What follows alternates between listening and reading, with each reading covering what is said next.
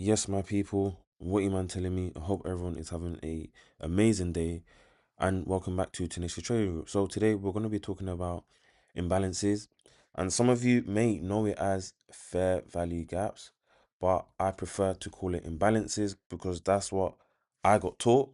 So it's safe to say we'll be calling it imbalances. If feel free to use FVG, but it is imbalances for me. So all it is just a three candle pattern with a gap.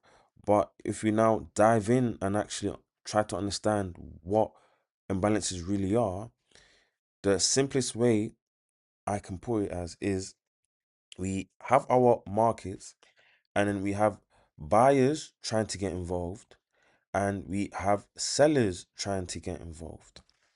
So on one side are buyers who want to buy, and then on the other side are sellers who want to sell. So if buyers and sellers are about the same, the price moves slowly. Price is pretty much fair. Price is pretty much balanced, you know? And then an imbalance happens when one side is much stronger. So for instance, let's just say buyers had the upper hand. Buyers were much more stronger than sellers. So now that means we're gonna have a imbalance because there's gonna be more buyers within the markets than there are going to be sellers. So another example I can use is let's just say black cats. So you guys would have known when the Jordan 4 black cats came out, everyone was going crazy for them. And there was too many buyers, then there were trainers out. So, for instance, that's an imbalance. Why? Because there's not enough trainers to compensate all the people that want to buy the trainer. So that creates a imbalance. So in terms of the charts, when we now look at the charts, and a imbalance usually looks like a big fast candle where price moves quickly in one direction. So for instance, a lot of the time, I'll show you guys on the charts, but a lot of the time, price move in one direction very quickly and very aggressively, and vice versa. But as I was saying, all it is just a three candle pattern where you have your one, two, and three, one, two, three. And then the second candle within the three candle pattern will normally have a gap. So if you remember, let me just try and what's up guys? How's this gonna work? Okay guys, so if you guys remember, oh see.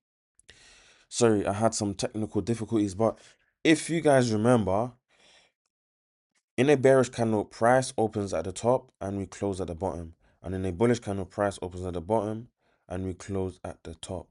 But the wicks at the top of both candles will be the highs, and then at the bottom of both candles will be the lows. So when we go back to this example, remember the second candle will tend to be where the imbalance is going to be. But if you look at candle number one's high, and candles number three's low, which is the wick low, and candle number one wick high, is not balanced. There's a gap between the two.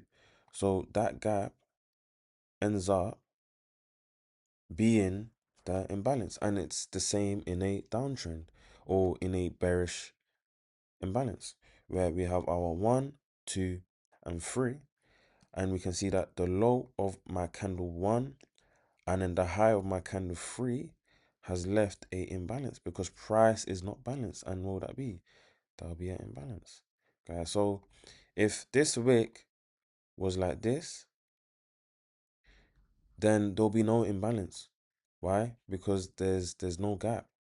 There's no gap where price has aggressively moved lower, or there's no gap where potentially price has aggressively moved higher.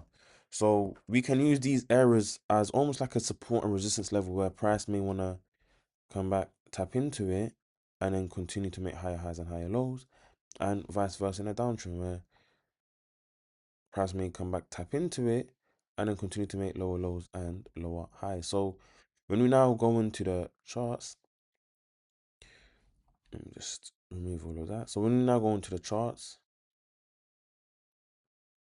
for instance here, we have an imbalance. Why?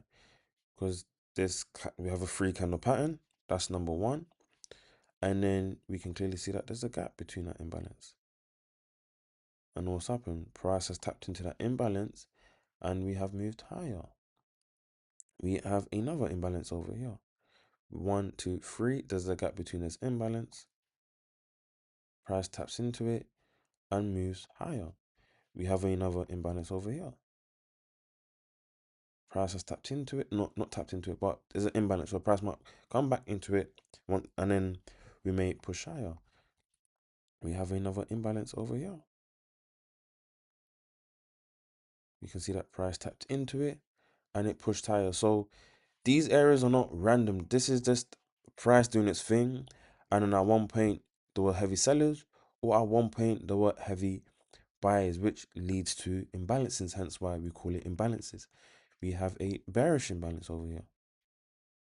Look what's happened. Price has tapped into it and we've pushed lower. And we're not always going to respect these imbalances, but we can use these imbalances as areas of interest to help us either take trades higher or to take trades lower.